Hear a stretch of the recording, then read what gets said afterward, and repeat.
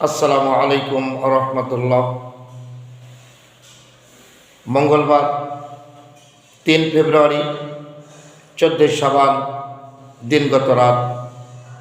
সারাটি রাত কবর জিয়ারত করুন, দোয়া মোনাজাত করুন, তাওবাতুন নসুহা করুন, জিকির আসকার করুন, মিলাদ মাহফিল পড়ুন, সওয়াব রেসানি করুন। মৃত ব্যক্তির কবরস্থান গোরস্থানে গিয়ে তাদের কবরটা জিয়ারত করুন।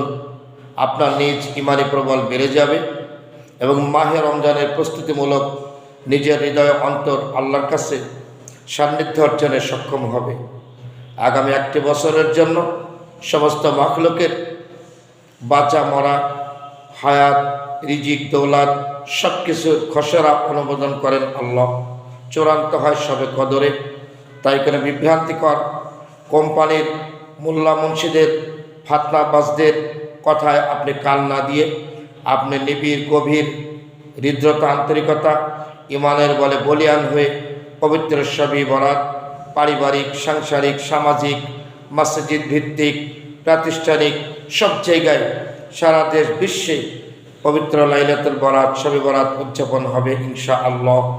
আপনারা কোনো ফাতনাবাজ মোল্লা মুন্সির আর প্রায়োরিটি না দিয়ে ইমানের বলে বলিয়ান হয়ে শবে বরাত উদযাপন করুন বিশ্ব মুসলমান।